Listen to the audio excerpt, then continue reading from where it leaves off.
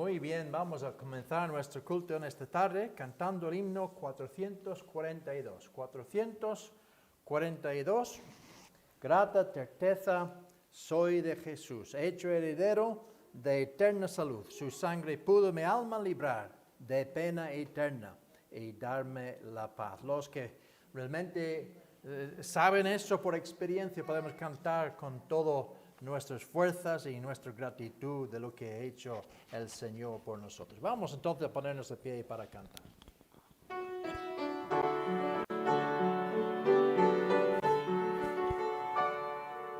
Grata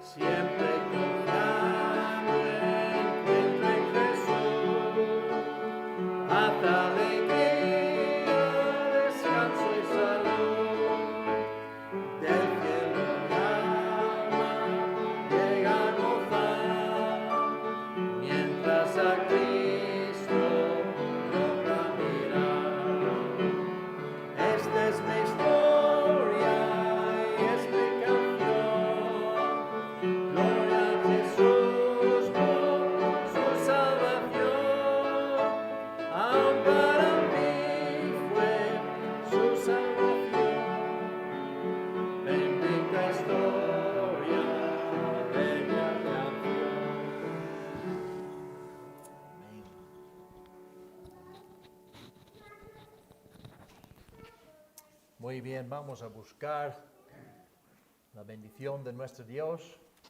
Vamos todos a orar, buscándole de todo corazón.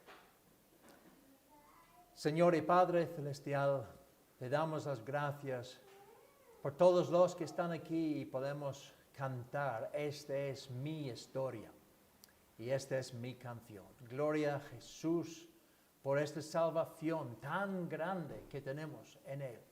Gloria a Dios, Él es nuestro Salvador. Él nos ha redimido con su propia sangre sobre la cruz del Calvario. Y ahora estamos justificados delante de ti como si nunca hubiéramos pecado. Qué grande es esta paz. Qué grande es este perdón.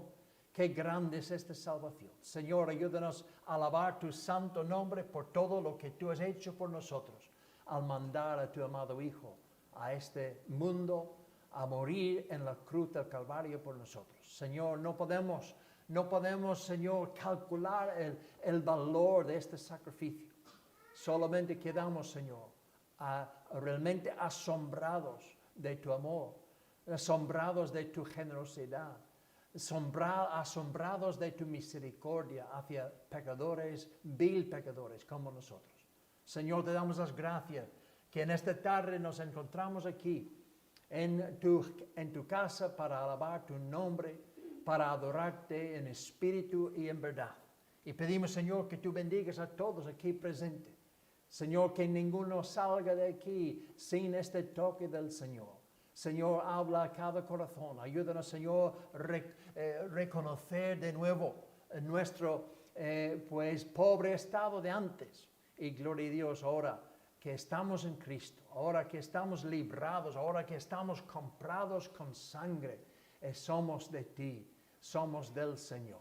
Señor, bendícenos tú, llénanos de tu Santo Espíritu y pon tu mano sobre los que no han podido venir, Señor, por una causa u otra. Guárdalos donde se encuentran, los que están quizás de vacaciones, los que están quizás mal físicamente. Pon tu mano, Señor. Dales fuerzas para levantarse de nuevo, para poder estar de nuevo entre nosotros. Y bendice tu palabra, Señor, predicada por todo este mundo, Señor. En este día de tanta persecución, hostilidad contra las cosas del Señor, ayuda pues tu pueblo a adorarte con más vigor, con más coraje, Señor, para hablar a la gente de lo que Cristo ha hecho en su vida, en su corazón. Señor, gracias por este mensaje que es el poder de Dios para salvación a todo aquel que cree. Señor, que más personas incluso pueden creer aquí en esta zona. Bendice, Señor, la mesa de libros, los diferentes mercadillos, Señor, que podemos ver fruto de esta literatura dada a la gente. Da a la gente interés, Señor, para leer estos tratados, para buscar realmente lo que es esta verdad y que lo encuentra en Cristo, porque sabemos que Él es la verdad. Él es el camino y la verdad y la vida. Nadie viene al Padre sino por Él. Así que, Señor, ayúdales a buscar esta salvación y gloria a Dios en Cristo pueden encontrarlo. Señor, bendícenos tú, guíanos, Señor, en cada momento. Pon tu mano sobre los otros hermanos que conocemos en diferentes lugares aquí en España, en Alicante, en Gandía, en Madrid, en Barcelona, en Málaga, en Sevilla, donde están predicando tu palabra en toda su verdad. Señor, que tú bendigas grandemente esta palabra tuya, que podemos ver un efecto grande aquí en España por tu Santo Espíritu obrando en los corazones de muchos. Que podemos, Señor, incluso ver obra hecha entre las autoridades sobre este país, que pueden volver a arrepentirse, Señor, y realmente buscar la justicia de verdad y reinar sobre este país con justicia, con honestidad. Y, Señor, que podemos ver un cambio grande aquí en este país, Señor, y libertad, Señor, para ir hablando de tus cosas, pues realmente poniendo nuestra fe delante, porque sabemos que tu palabra nos guía en cómo debemos vivir aquí en esta tierra. Y sabemos, Señor, que las leyes de estas tierras, Señor, van muy en contra de tu santa palabra. Señor, pedimos que tú des sabiduría e inteligencia a la gente y también a los que están gobernando, para que hagan las cosas conforme a tu santa palabra. Y solo así vamos a ver prosperidad y paz en este mundo.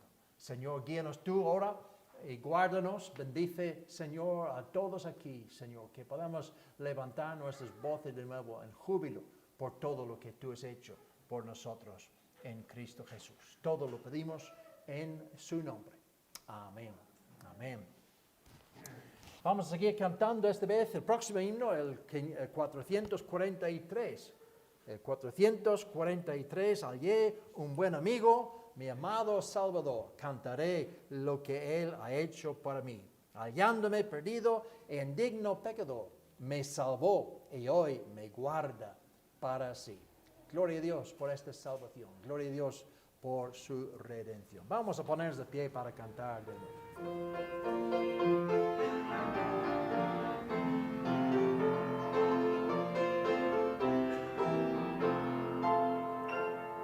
Hallé un buen amigo, mi amado Salvador, cantaré lo que Él ha hecho para mí.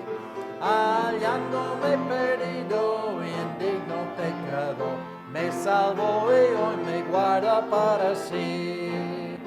Me salva del pecado, me guarda de Satán, promete estar conmigo hasta el fin.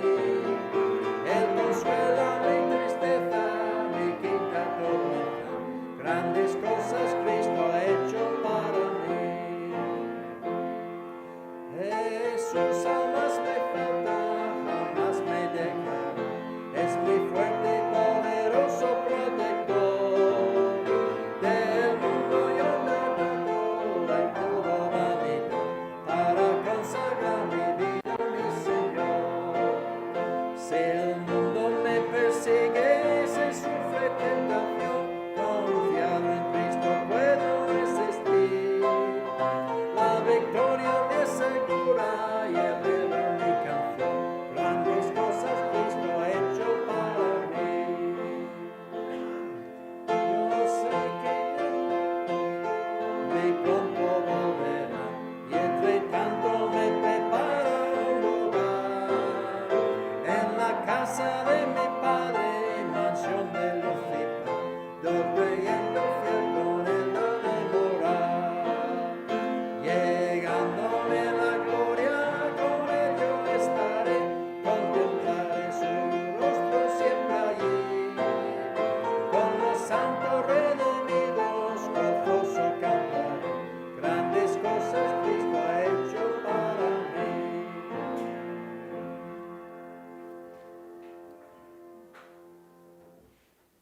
Ahora nuestro hermano Alejandro va a venir a traer la palabra que el Señor ha puesto en su corazón.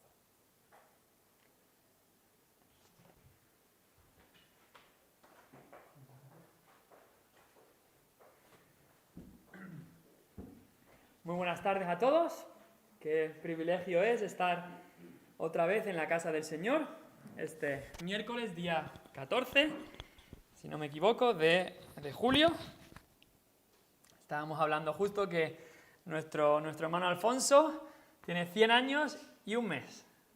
Así que Dios le quiera dar muchos más años y que podamos disfrutar de su presencia también como hermanos. Si podéis ir en vuestras Biblias, por favor, al Salmo 9.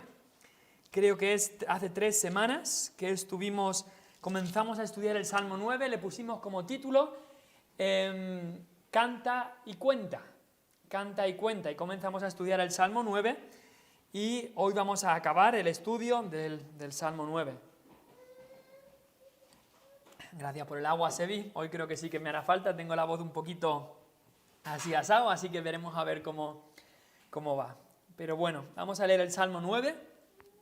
Esto será bueno que me echéis una mano, así que voy a leer, como hemos hecho otras veces, leeré yo el versículo 1, vosotros el 2, yo luego el 3, vosotros el 4, y así sucesivamente, y todos acabaremos en el versículo 20. Pero vamos a leer este salmo y acordémonos de que el momento de la lectura es uno de los momentos más importantes, si no el más importante de todo el culto. El apóstol Pablo le decía a su hijo en la fe Timoteo, le decía, ocúpate en la lectura, la exhortación y la enseñanza. Y la lectura la puso primero, así que pongámosle mucha importancia a la lectura pública de la palabra de Dios. Voy a leer el versículo 1 del Salmo 9.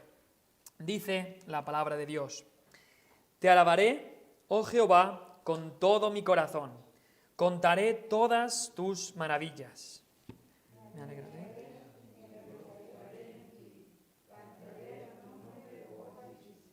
Mis enemigos volvieron atrás, cayeron y perecieron delante de ti.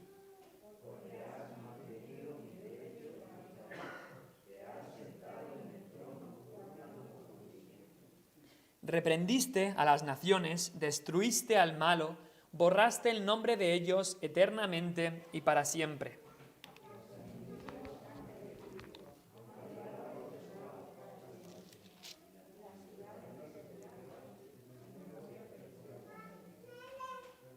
Pero Jehová permanecerá para siempre, ha dispuesto su trono para juicio.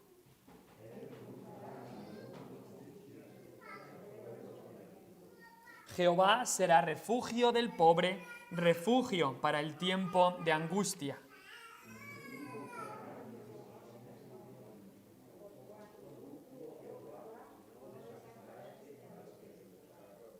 Cantad a Jehová que habita en Sión, publicad entre los pueblos sus obras.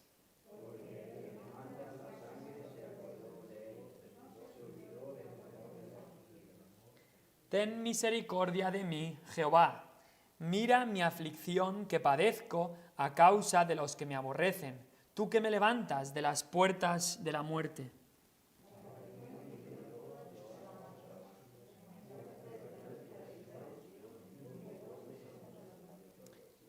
Se hundieron las naciones en el hoyo que hicieron, en la red que escondieron fue tomado su pie.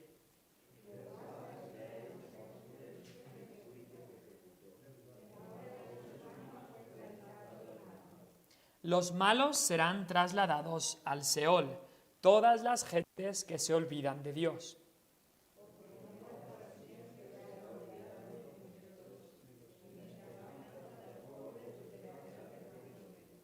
Levántate, oh Jehová, no se fortalezca el hombre, sean juzgadas las naciones delante de ti. Pon, oh Jehová, temor en ellos, conozcan las naciones que no son sino hombres.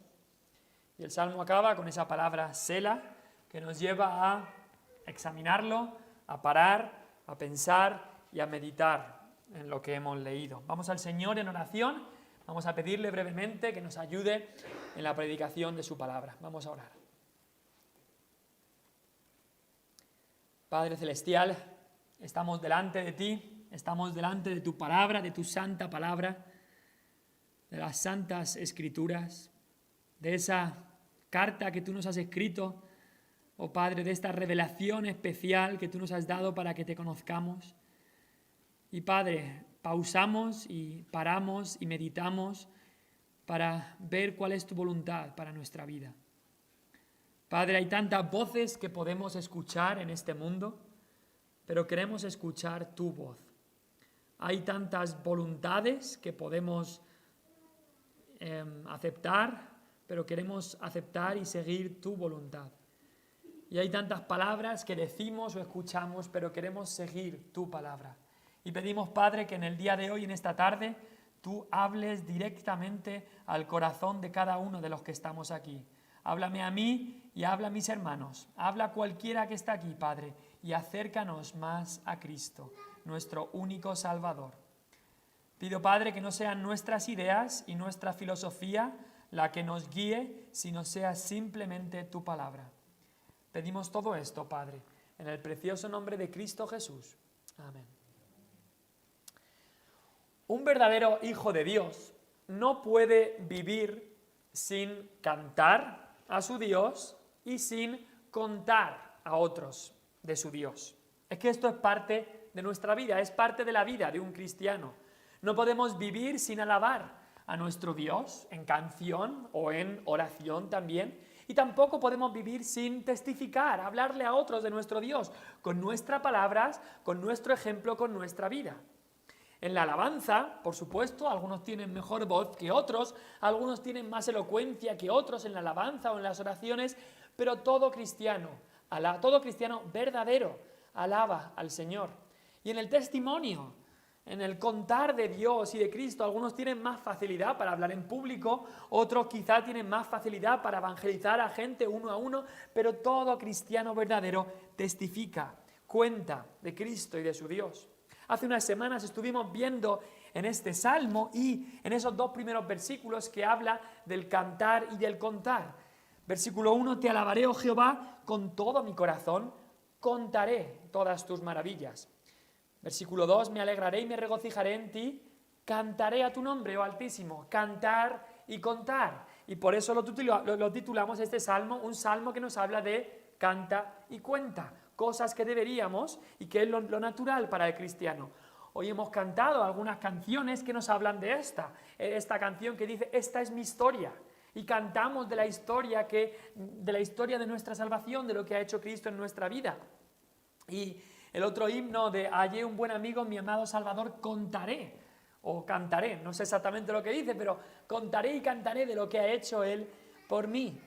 Es algo normal, es algo lógico, es algo que va a pasar en la vida del cristiano. Y si una persona no hay alabanza a Dios, no hay testimonio a otros, pues esa persona no es cristiana, porque es algo lógico, natural del cristiano.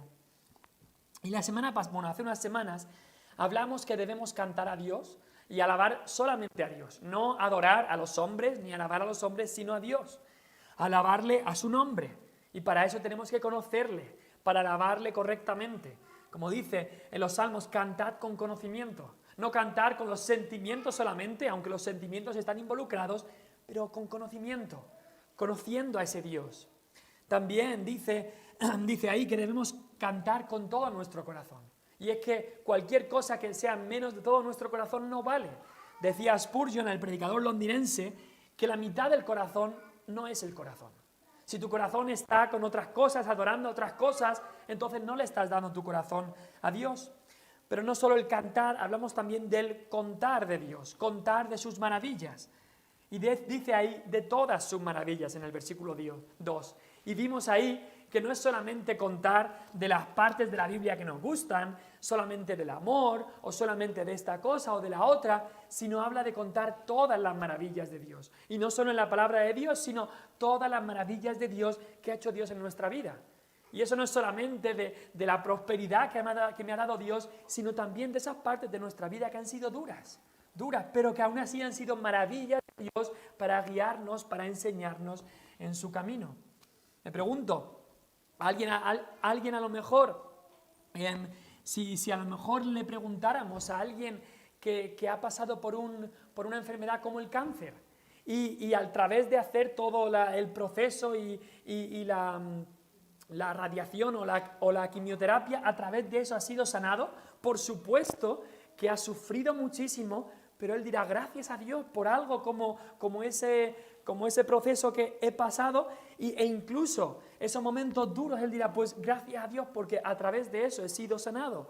Y de la misma manera en la vida cristiana pasamos por momentos duros, momentos difíciles, pero momentos que Dios utiliza para moldearnos, para sanarnos, para llevarnos más cerca de Él.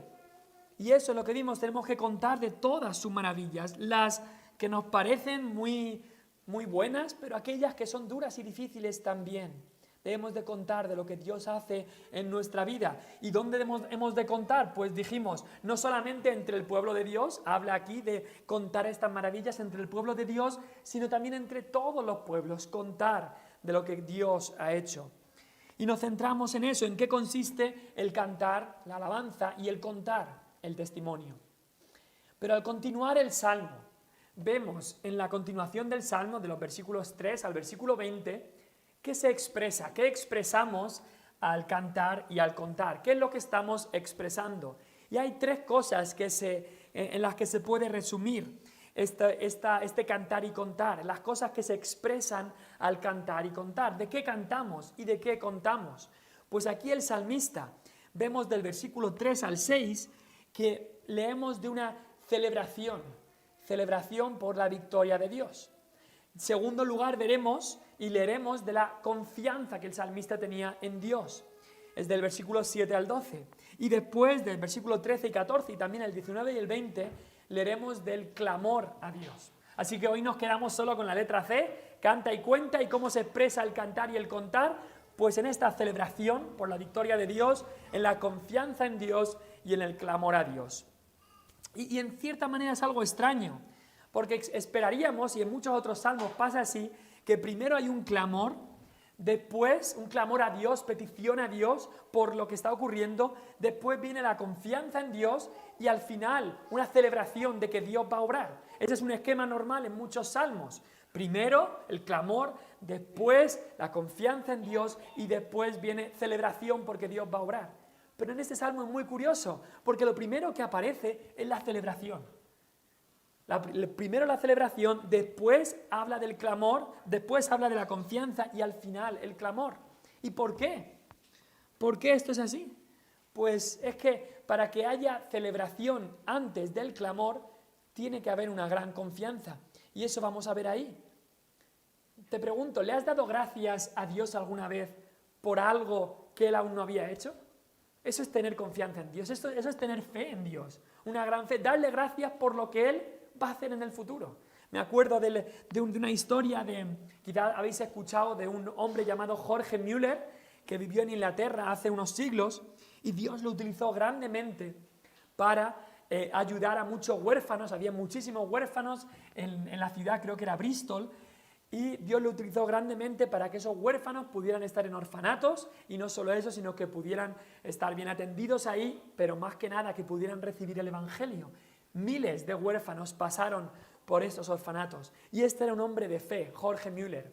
Y se nos dice de él, creo que era él, que con tanta fe oraba, que él oraba dándole gracias a Dios por las personas que Dios iba a salvar en el futuro. Tenía una lista de personas y Jorge Müller murió sin ver a algunas de estas personas ser salvos. Pero la historia nos cuenta que después de su muerte, estas personas pusieron su fe en Cristo.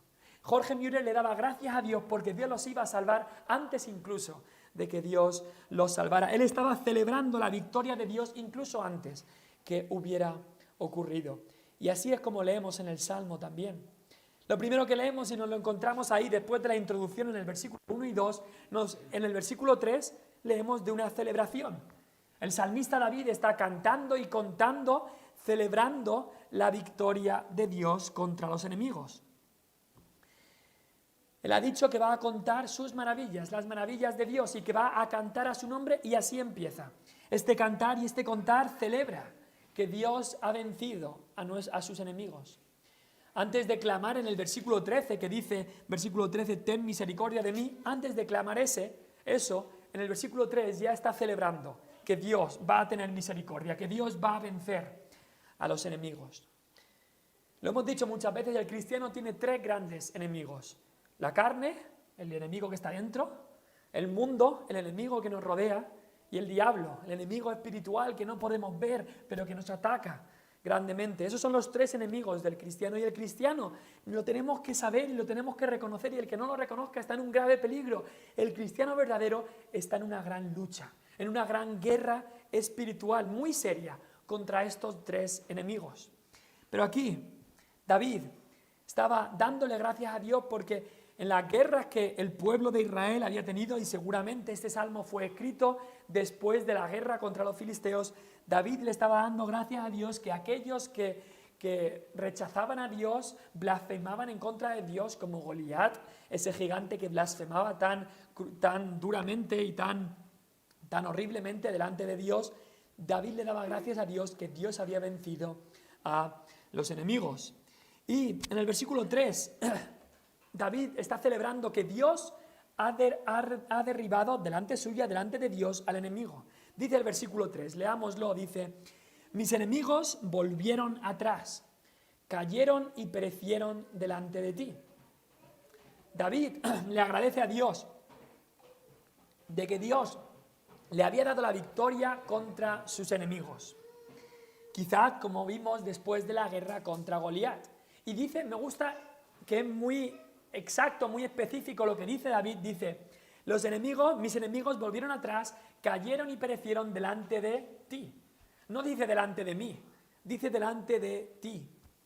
Y el enfoque está ahí, porque nunca debería ser nuestro deseo que los enemigos caigan delante nuestra, que yo los vea, ahí no. Está diciendo caigan delante de ti, que seas tú el que lo haga. Dice la Biblia que la venganza es del Señor, no nuestra. Así que vemos aquí que David no lo decía con orgullo, no había rencor, sino que le clamaba a Dios que los enemigos cayeron y perecieron delante de ti. Y por supuesto este texto, si leéis otra vez el versículo 3, quizá os recuerda de algo, de otra ocasión que ocurre en la Biblia. Unos enemigos que vuelvan atrás, enemigos que caigan delante de alguien. Este texto nos lleva a el huerto de Getsemaní. ¿Os acordáis de lo que ocurrió allí? El huerto de Getsemaní. Cristo ora delante del Padre, ¿y quién viene a por Cristo? ¿Quién viene sino los judíos, el Sanedrín, el concilio, vienen a llevarse a Cristo? ¿Y qué pasa? Cuando vienen y Cristo dicen, ¿dónde está Jesús Nazareno? Dice Cristo, yo soy. Y con esas palabras yo soy, que esas palabras tienen una profundidad tremenda porque se refieren a que Él era Dios mismo, con esas palabras yo soy, ¿qué hacen los enemigos? Se caen y vuelven atrás, caen delante de Cristo. Este texto nos lleva a Getsemaní y allí estaba el hijo de David. David aquí habla de sí mismo, pero este texto también se aplica a Cristo, el hijo de David, porque los salmos, en muchos de los salmos vemos algunos rasgos de Cristo. Él es el Mesías, Él es el que David era un ejemplo, un cuadro de lo que iba a ocurrir con Cristo en el futuro. Y allí es donde los enemigos del hijo de David cuando vinieron a apresar a Cristo, cayeron también y volvieron atrás. Ahora, como ya vimos en otros salmos, es Dios el que los hace caer. Pero, como dice el versículo 15, también se hunden en las propias trampas que ellos han hecho. Dice el versículo 15, se hundieron las naciones en el hoyo que hicieron. En la red que escondieron fue tomado su pie. Es Dios que los condena y los hace caer delante suya, pero es también ellos mismos que caen y se condenan a sí mismos y caen en sus propias trampas. Y todo aquel que rechaza a Dios, eso es lo que le espera, caer delante de Dios. Pero seguimos, versículo 4. David celebra no solamente que Dios ha derribado delante de Dios mismo al enemigo, pero David también celebra que Dios defiende a sus hijos. Versículo 4. Dice, porque has mantenido mi derecho y mi causa. Te has sentado en el trono juzgando con justicia.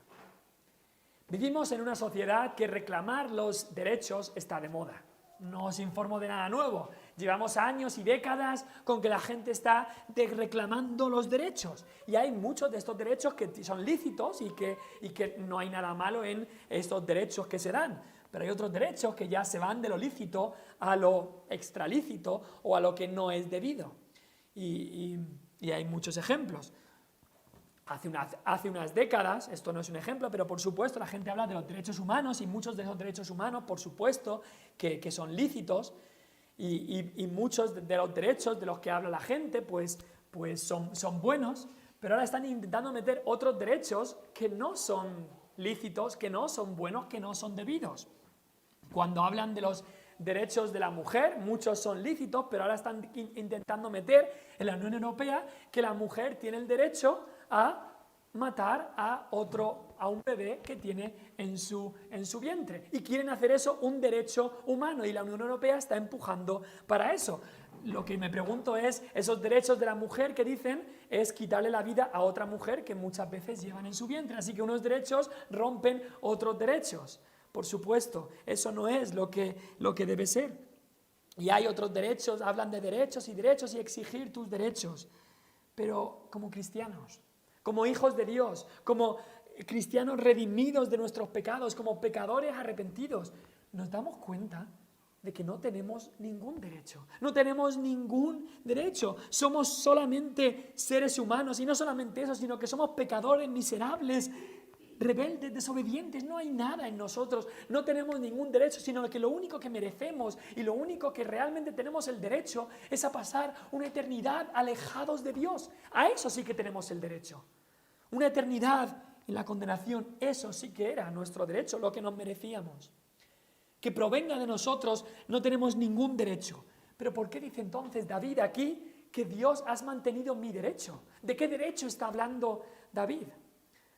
¿De qué derecho podemos hablar los cristianos? Pues ninguno que sea nuestro, ninguno que provenga de nosotros, sino un derecho que hemos recibido, que nos ha sido regalado, y es el derecho de Cristo. Porque Él sí que tenía todo el derecho como Dios a hacer lo que le placía, como Dios soberano, rey, amo y dueño de todo. Derecho también como Salvador, que vivió una vida justa de obediencia a la ley, perfecta obediencia, y una vida en la que fue a la cruz y pagó el precio de nuestro pecado. Él tenía ahora derecho a todo. Y Él, cuando nos salva, ¿qué hace? Pone su derecho a nuestra cuenta. Y por eso David puede hablar aquí de has mantenido mi derecho. No un derecho que se había ganado David, sino un derecho que David había recibido. Un derecho que él había recibido. Y tanto es así el regalo que nos da Cristo, que lo podemos llamar incluso mío porque lo pone a nuestra cuenta. Y dice David ahí, has mantenido mi derecho y mi causa, no por David, sino por el Hijo de David que iba a venir, vivir una vida justa y morir por los pecados de David para que él pudiera tener esta seguridad, este derecho de ser, esta potestad de ser hecho hijo de Dios. Y al tener esto, entonces sí que podemos venir a Dios y decir, mantén mi derecho, por el nombre de tu Hijo, el derecho de tu Hijo que me lo ha dado a mí, que me lo ha regalado. Mantén ese derecho, mantén mi causa, porque te has sentado en tu trono juzgando con justicia. Dios va a defender a sus hijos y podemos estar seguros de eso y podemos celebrarlo con David, que Dios defiende a sus hijos. En el versículo 5 va un paso más allá. No solamente que Dios derriba al enemigo y defiende a sus hijos, pero Dios ya destruye completamente al enemigo, al malo. Dice el versículo 5, reprendiste a las naciones, destruiste al malo, borraste el nombre de ellos eternamente y para siempre. Los enemigos han perecido, han quedado desolados para siempre, y las ciudades que derribaste, su memoria pereció con ellas. Dios derriba, como hemos visto antes, pero aquí nos va a hablar de que Dios destruye al malo. Aquellos que se rebelan en contra de Dios, Dios los va a destruir, va a llegar justicia. Pero antes de eso, me gusta que el versículo 5 dice, reprendiste. Antes de destruir, Dios reprende. Dios da una oportunidad. Dios reprende para que se arrepientan, para que vengan a Él, para que se vuelvan de sus pecados. Dios los reprende. Los reprende de muchos tipos, de muchas maneras, por la conciencia. Todo el mundo tiene conciencia y Dios los reprende por sus conciencias. Pero ellos muchas veces apagan la conciencia que autorizan la conciencia. Así que Dios envía su palabra para ser reprendidos por su palabra, pero muchos rechazan la palabra. Dios envía predicadores, siervos de Dios para reprender, como envió a Juan el Bautista para decirle a Herodes, no te es lícito tener la mujer de tu hermana. Pero Herodes rechazó al siervo de Dios, al predicador que le reprendía de sus pecados. Dios envió a alguien para reprenderle. Así que Herodes pagó el precio, pagó las consecuencias de desobedecer y de rechazar a Dios. Y así, los enemigos de los que habla aquí David también sufrieron lo mismo. Dios les reprendió, pero no se arrepintieron. Así que Dios dice ahí, dice David de lo que hizo Dios, destruiste al malo. Borraste el nombre de ellos eternamente y para siempre. Ya no tienen excusa. Habían sido reprendidos, tenían oportunidad, pero no la quisieron recibir. Y ahora mismo sabemos que Dios ya está juzgando en este momento al pecador en su misma vida. ¿Por qué? Porque el pecador no tiene paz, no tiene gozo en su corazón, no tiene satisfacción, vive en la miseria, no puede llenarse con nada. Aunque ponga fotos en las redes sociales de que tiene una vida perfecta, aunque a nosotros nos cuente, ay, sí, soy feliz, en su corazón por la noche no puede. No tiene esa felicidad, no tiene ese gozo, porque Cristo es lo único que da ese gozo. Podrá intentar callar su conciencia, pero su conciencia Él está en algún momento diciendo estas cosas. Él piensa que tiene paz, pero es porque no conoce la verdadera paz. Y por supuesto, no solamente habrá juicio en esta vida, sino que hay un juicio final que tendrán que enfrentar, donde Dios, aquellos que han rechazado a su Hijo Jesucristo, Dios los destruirá y su memoria perecerá con ellos por toda la eternidad, en esa condenación de la que nos habla la palabra. Pero también David celebra aquí que Dios no solamente derriba, no solamente defiende también, y también Dios destruye, pero también Dios se da a conocer en sus juicios. Dios se da a conocer al mundo a través de sus juicios. A través de los juicios de Dios el mundo aprende lo que es la justicia. No vamos a aprender mucha justicia si miramos a nuestros gobernantes. Si miramos a nuestra mente y nuestras ideas, no vamos a aprender mucha justicia. La única justicia que podemos aprender es a través de la palabra de Dios y a través de las obras que Dios hace en este mundo. Dice Isaías 26, versículo 9. El profeta Isaías, lo leo que lo tengo aquí, dice, con mi alma te he deseado en la noche. Y en tanto que me dure el espíritu dentro de mí, madrugaré a buscarte. Porque luego que hay juicios tuyos en la tierra, los moradores del mundo aprenden justicia. Lo voy a leer otra vez. Porque luego que hay juicios tuyos en la tierra, los moradores del mundo aprenden justicia. Eso es lo que buscamos. Que los moradores del mundo aprendan justicia viendo las obras de Dios y los juicios de Dios también. Así que en este salmo hay una celebración. ¿Cómo cantamos y contamos de Dios? Pues celebrando la victoria de Dios. Esa victoria que quizá no la veamos, pero sabemos que va a venir esa victoria. El reino de Dios va a venir. Así que clamamos a Dios, venga tu reino, como clamó Cristo en la oración, en el Padre Nuestro, en la oración modelo. Pero no solamente hay esta celebración, sino que también hay una confianza. Cantamos y contamos confiando en Dios. Nuestra canción a Dios, nuestro contar a otros sobre Dios, no tiene ningún sentido si no está basado en nuestra confianza en Dios.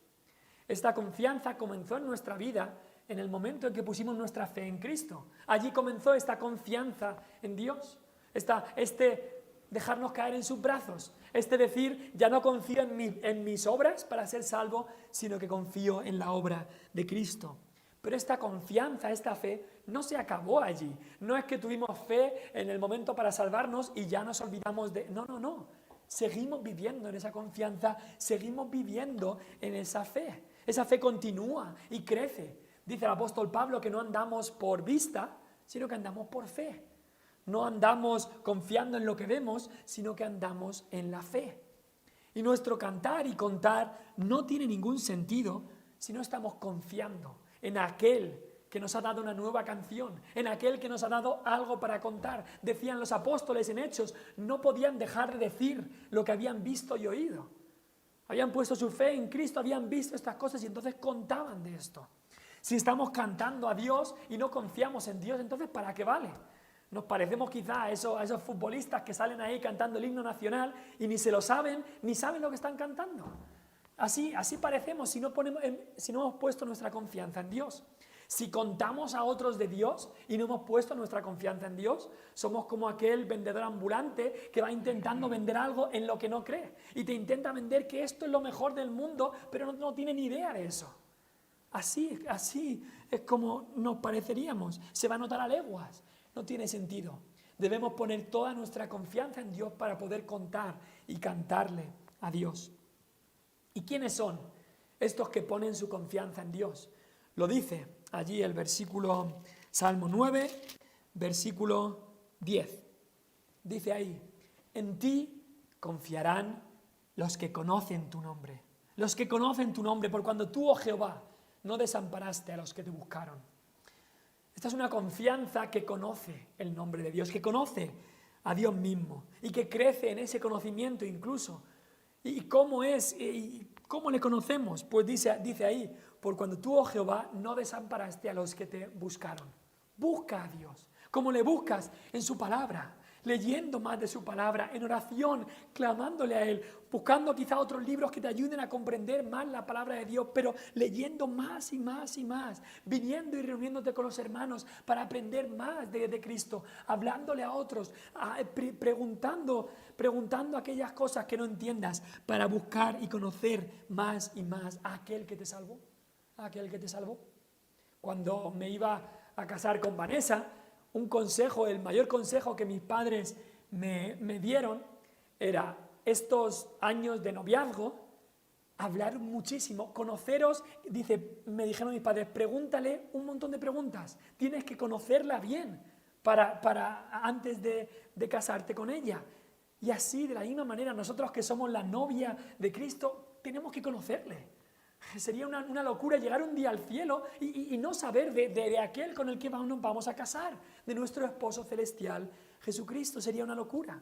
Y por eso en la iglesia pues ofrecemos herramientas y devocionales para que conozcamos más y más a Cristo. Los devocionales que está haciendo el pastor Lail cada día. Los vídeos que hacemos también el pastor Alan Kearns de preguntas y respuestas bíblicas. Todas estas cosas son para que como pueblo de Dios, como esposa de Cristo, conozcamos más y más a nuestro Señor y Salvador Jesús. Le tenemos que conocer. Y así, cuando le conozcamos, podremos poner más y más la confianza en Él.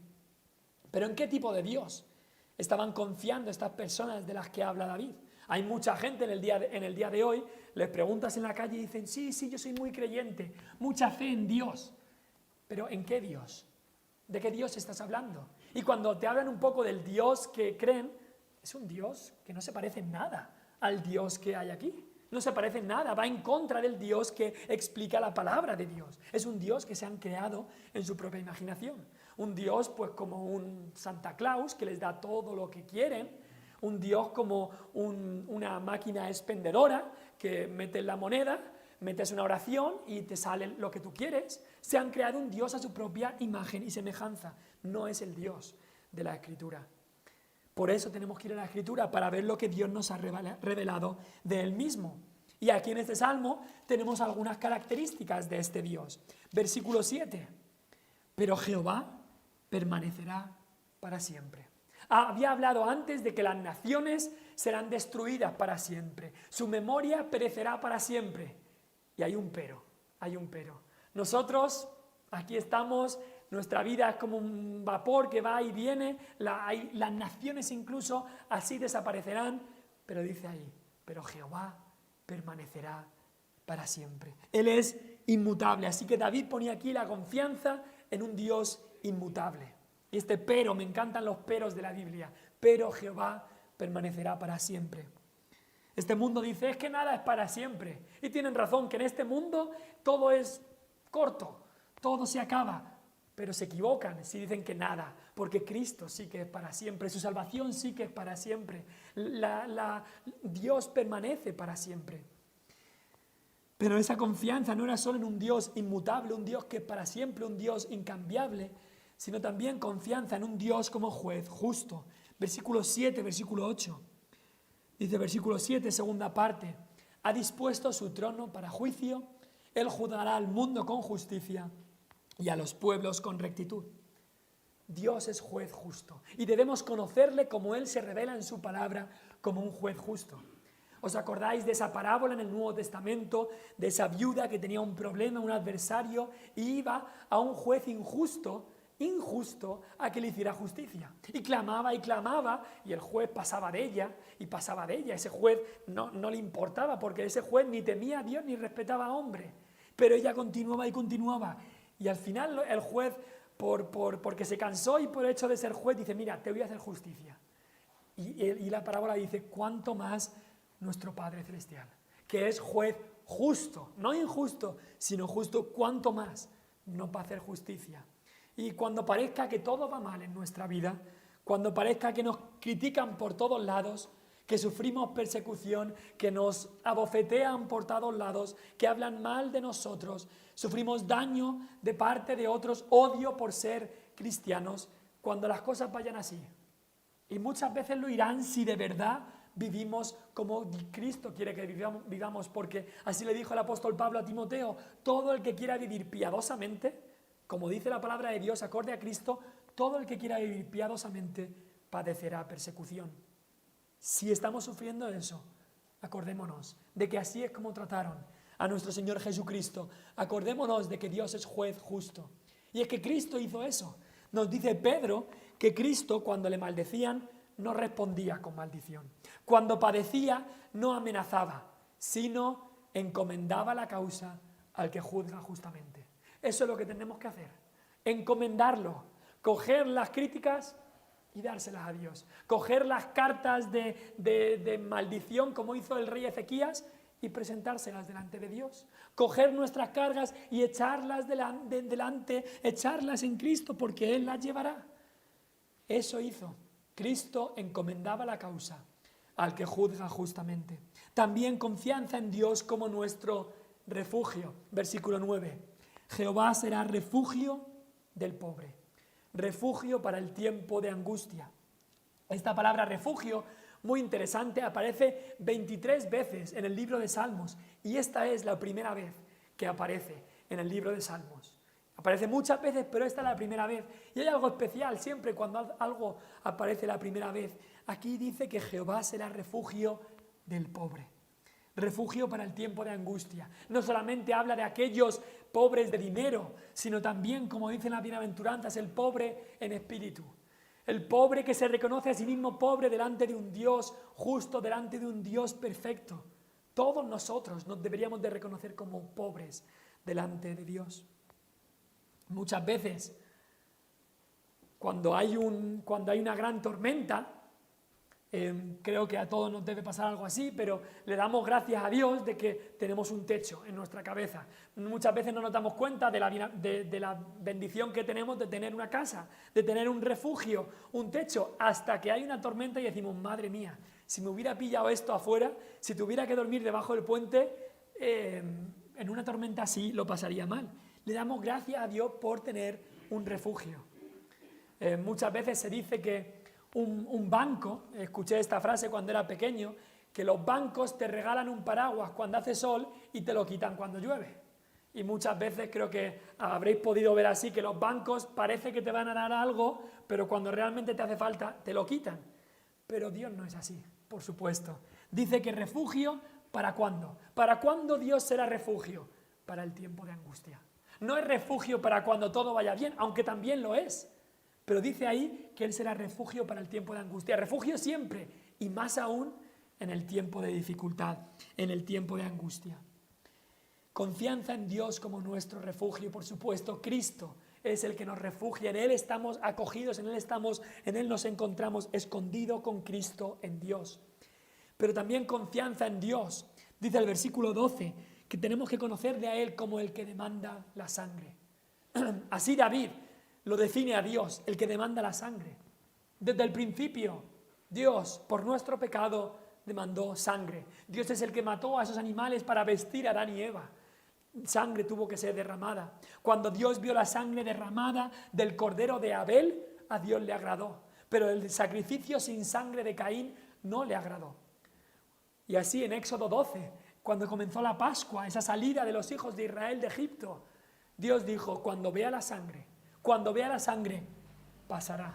Cuando vea la sangre serás librado, cuando vea la sangre. Y eso nos lleva a Cristo, a Cristo. Cuando Dios vio la sangre de Cristo, cuando Dios ve la sangre aplicada en tu vida, la sangre de Cristo, eres librado de la pena. Dios es el que demanda la sangre. David conocía a Dios y así podía poner esa confianza en Dios, como esa confianza en aquel que demanda la sangre, o esa confianza en Dios como refugio, esa confianza en Dios como juez justo y esa confianza en Dios como inmutable.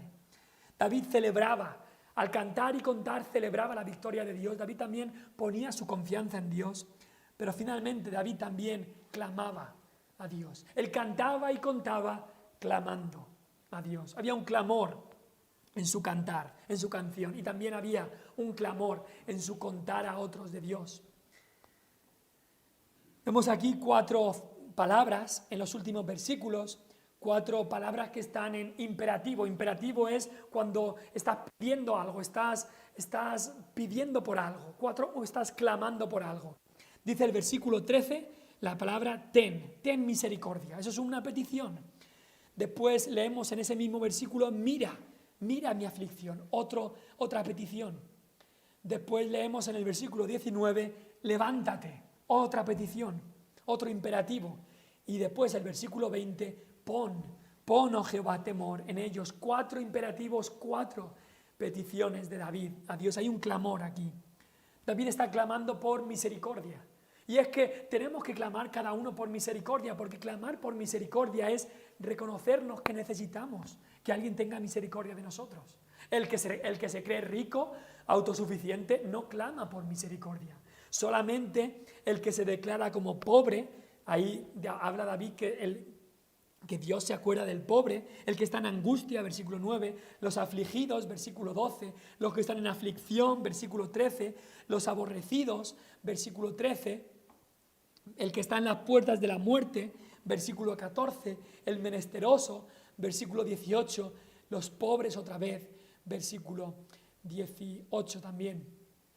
Eso, así es como se reconocía David, estando en todas estas situaciones difíciles y de oposición y de persecución, y por eso él clamaba por misericordia. Pero también clama por la supervisión de Dios. Dice el versículo 13, mira mi aflicción, míralo, mira esto que está pasando, míralo. Y me recuerda esto a lo que ocurrió en Hechos 4, lo leo rápidamente, estamos ya acabando. En Hechos 4, los discípulos Pedro y Juan habían sido llevados ante el concilio, han sido apaleados, han sido acusados, han sido amenazados, y dice el versículo 23, y puestos en libertad, Pedro y Juan vuelven a la iglesia y tienen una reunión de oración. ¿Y qué le dicen a Dios en el versículo 29 de Hechos 4? ¿Qué es su petición? No les pide a Dios que les caiga un rayo porque nos quieren matar. Nos han apaleado, nos han hecho mucho daño, están haciendo que la gente no venga a la iglesia. Señor, no. Lo que dicen en el versículo 29 es, y ahora Señor, mira sus amenazas, mira lo que están haciendo, mira. Es decir, lo que hacen es lo que hemos hablado antes, cogen lo que habían hecho los malos y se lo presentan a Dios. Mira lo que están haciendo, Señor. Encárgate tú, porque nosotros no podemos. Clama por la supervisión de Dios. También David, y también por supuesto hay que decirlo, que clama por juicio. Porque en el versículo 19 dice David, levántate, oh Jehová. Y cuando Jehová se levanta, está hablando de que se levanta a traer juicio, a que Él actúe. Dice, oh Jehová, no se fortalezca el hombre, sean juzgadas las naciones delante de ti. Clama por misericordia, clama por supervisión, clama por juicio. Y en el versículo 20, un versículo que es muy, muy bueno, muy instructivo, clama también por temor. Clama porque haya temor de Dios. Un estudio que haremos pronto, como dije hace unas semanas, será un estudio del temor de Dios. Me han pedido que hable en un campamento en Cataluña, que en la voluntad de Dios iré en agosto, y voy a hablar sobre el temor de Dios. Y en el futuro, en la voluntad de Dios, también haremos aquí unos estudios sobre el temor de Dios. Pero aquí dice el salmista, pon, oh Jehová, temor en ellos. Conozcan las naciones que no son, sino simplemente hombres, que no son sino hombres. Y eso es lo que hace falta. Eso es lo que falta en nuestra sociedad y también lo que falta en nuestros corazones, temor de Dios. Si la gente temiese a Dios de verdad, no harían lo que hacen. Y así, si la gente temiese a Dios de verdad, entonces no tendrían que recibir el juicio de Dios. ¿Por qué? Porque el Salmo 34 nos dice que Dios defiende a los que le temen. El ángel de Jehová acampa alrededor de los que le temen y los defiende. También nos dice que nada le falta a los que temen a Dios. El sabio Salomón nos dice en Proverbios cuál es el principio de la sabiduría. ¿Quieres ser sabio de verdad? ¿En qué tienes que empezar? ¿Cómo empiezas? ¿Cuál es el principio? El temor de Jehová, una y otra vez. Y la razón de que el mundo en que vivimos está como está, la razón en que hay tanto robo, hay tanta pereza y estas cosas se elevan a virtudes, y aquel que roba más es el más listo y aquel que más perezoso es el mejor. La razón de que el mundo está como está, con el lenguaje vulgar y blasfemo que incluso se añade al diccionario. La razón de que el mundo está como está, de que no puedes leer ni un periódico, ni ver un canal de televisión sin que te bombardeen con inmoralidad. La razón en que incluso el orgullo es elevado a virtud en este mundo. La razón que el mundo está como está, donde el egoísmo es algo que se anima a la gente a ser egoísta. Me acuerdo de una profesora que tenía en la universidad que decía, tenéis que ser egoístas, tienes que mirar solamente por tu propio bien porque nadie lo va a hacer por ti. Y se anima al egoísmo. La razón de que el mundo está como está y que padres y madres están matando a sus propios hijos, como hace unas semanas vimos ese padre en Tenerife o esa madre en Cataluña que matan a sus propios hijos, y no solamente los matan cuando ya están fuera del vientre, sino que los matan también en el vientre. La razón de que el mundo está como está, ¿cuál es? Que no hay temor de Dios delante de sus ojos. No hay temor de Dios. Si Dios pone su temor en nosotros, como su iglesia, y si Dios pone su temor también en el mundo en que nos rodea, nos daremos cuenta de que hay un cambio y un avivamiento total en la sociedad. Si algo nos debería haber enseñado esta pandemia es hacer lo que dice este versículo, que hubiera temor en nosotros. Si algo nos debería haber enseñado esta pandemia es que no somos más que hombres. Dice ahí, conozcan las naciones que no son sino hombres. Tanta ciencia que tenía el hombre, tanto desarrollo, y cuando llega algo así no tenían ni idea de qué hacer, ni idea de qué hacer. Somos hombres mortales, criaturas, pero aún así somos peor que eso, somos pecadores, rebeldes y miserables. Y pensando en esto me recordaba a lo que ocurrió en la situación de la Torre de Babel. ¿Os acordáis? El hombre se unió, había tantos hombres y naciones unidas, y se unieron para edificar una torre que llegara hasta el cielo. Y no necesitaban ya a Dios, no necesitaban temer a Dios, porque su ciencia, ahora que podían unir el barro y hacer ladrillos y hacer todo eso, les iba a llevar a una torre hasta el cielo. Y parecido a lo que está pasando en nuestro día. Tanto crecimiento y desarrollo y construcción había entonces. Y nos dice que bajó Dios y los confundió. ¿Y qué pasó? Pues que ya no sabían lo que hacer. Estaban confundidos. Y me temo que quizá nos ha pasado algo parecido. Tanto ciencia, desarrollo, tantas personas que creen ya no necesitamos a Dios. Y ha bajado Dios y nos ha confundido. Pero desgraciadamente, como pasó en Babel, está pasando también ahora. Ha bajado Dios, nos ha confundido y la gente no ha acudido a Dios. No leemos de un avivamiento después de que Dios bajó en la Torre de Babel y los confundió las lenguas, no. Y tampoco vemos ahora que después de esa situación dramática que hemos pasado, tampoco vemos que la gente esté volviéndose a Dios. No lo vemos. Pero gracias a Dios hay esperanza, porque en el capítulo 12 de Génesis, justo después de la Torre de Babel, aparece la historia de Abraham. Una familia que Dios escogió y una familia que sirvió a Dios, y Abraham que enseñó a su familia en el temor de Dios y que sirvieron al Dios, que tenían el temor de Dios en su familia. Y así hoy Dios quiere levantar hombres fieles que enseñen a su familia a andar en los caminos de Dios. Así que clamemos a Dios que tenga misericordia de nosotros, que mire nuestra situación, que se levante y que ponga temor en nosotros y en los que nos rodean. Cantemos y contemos de Dios. Celebremos esa victoria que Dios va a tener sobre todo enemigo que Él tiene. Pongamos toda nuestra confianza en Dios y clamemos a Dios de corazón. Vamos a orar, haremos los anuncios y después pasará el pastor Lyle a acabar el culto y a tener el tiempo de oración. Padre Celestial, te damos gracias por el tiempo de estar meditando sobre tu palabra. Pon, oh Jehová, temor en nuestros corazones, que sepamos que no somos sino hombres. Pero gracias, Padre, porque aunque pecadores hemos sido redimidos por la sangre de Cristo. Y gracias, Padre, porque en Él lo tenemos todo. Él es nuestro refugio. Él es el refugio del pobre, refugio para el tiempo de angustia. Y pedimos, Padre, que clamemos a ti, que pongamos toda nuestra confianza en ti y que celebremos tu victoria. Que venga tu reino, oh Señor. Pedimos todas estas cosas en tu nombre. Amén. En cuanto a los anuncios, las actividades de la iglesia, por supuesto este próximo domingo tendremos el culto a las 11 en la voluntad de Dios y el próximo miércoles el culto de oración a las 7. También recordamos los mercadillos, la obra en los mercadillos, también los devocionales diarios, es algo bueno en lo que podemos ir conociendo a nuestro Dios y a nuestro Salvador, como hemos visto, y también recordamos la obra el mensaje en la radio cada día. Vamos a seguir orando por la situación de Samuel Boyd y Mateo Boyd y sus familias, y especialmente Débora, que está muy cerca del tiempo de dar a luz. Que Dios la ayude y le dé fuerzas en este tiempo, que gracias a Dios están un poco mejor, pero siguen teniendo que mejorar y siguen en su recuperación, así que oramos por ellos. Se nos ha pedido que también oremos por el padre de Luis y Raúl, de ahí del Robledo. Luis, el marido de Esther, y Raúl, el marido de Carmen, que el padre de Luis y Raúl está enfermo, tiene una operación el lunes, así que si podemos orar por él, por favor.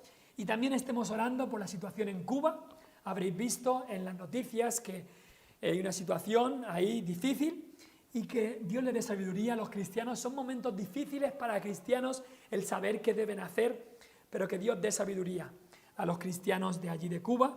A lo mejor en el grupo de WhatsApp compartiré después un mensaje que me ha llegado de un pastor allí en Cuba para que oremos por ellos. Así que estas son las peticiones y por supuesto seguimos orando por los mayores de la iglesia. Va a pasar el pastor Lyle, un himno más, y después él empezará el tiempo de oración. Y gracias a Dios la voz me ha durado justita. Gracias.